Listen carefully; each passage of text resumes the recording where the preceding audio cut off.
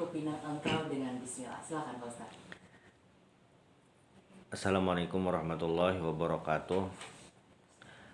Alhamdulillah, wassalatu wassalamu ala rasulillah, amma ba'. Para pendengar RRI Pro 4 dimanapun berada, mudah-mudahan kita semua selalu mendapatkan rahmat dari Allah Subhanahu wa Ta'ala.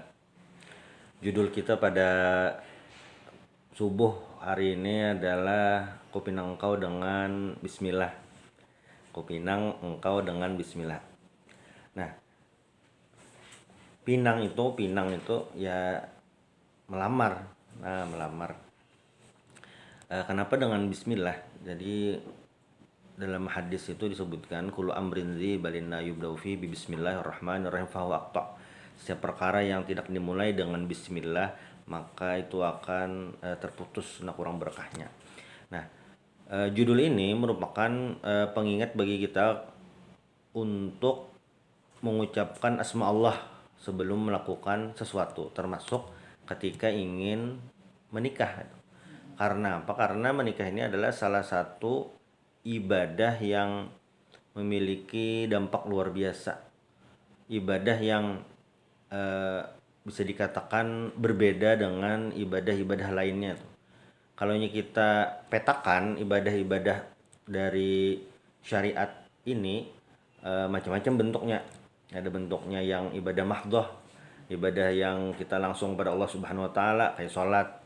Ada yang bentuknya sosial kayak zakat. Nah, ada yang bentuknya seperti nikah ini, antara kepada Allah, sosial juga itu, dan ini juga secara keduniaan juga ini memiliki efek yang positif itu, melanjutkan generasi yang ada.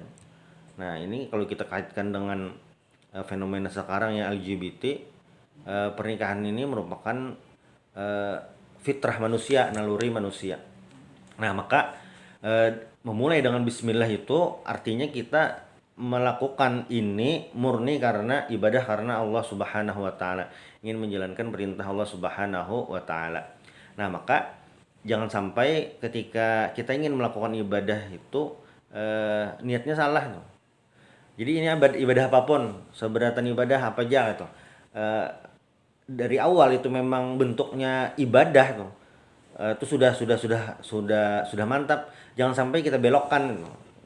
Misalnya seperti apa? Misalnya seperti sholat, sembahyang. Nah, sembahyang itu kan ya diwajibkan kepada orang yang mukallaf. Mukallaf itu kan balik berakal untuk dikerjakan. Nah, tetapi walaupun sholat itu murni untuk ibadah, saat orangnya itu mengerjakan itu tidak lillahi ta'ala, bukan karena Allah Subhanahu wa Ta'ala, maka ibadahnya ini jadi bisa tidak bernilai, bisa ibadahnya ini terkesan terpaksa seperti itu, walaupun nanti di hukum fikih itu ada perbedaan antara sah dan tidak, lalu ini berpahala dan tidak, itu akan memiliki bab yang berbeda.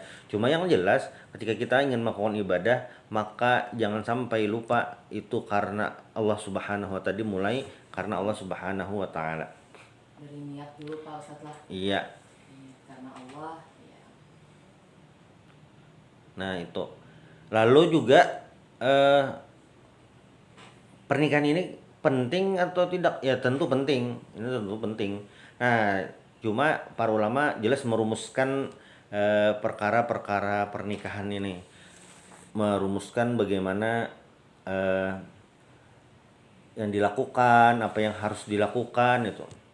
Dan kalau kita lihat juga di dalam Al-Quran ini cerita-cerita tentang yang berhubungan dengan pernikahan, cerita tentang pernikahan lah, bukan ayat ahkamnya.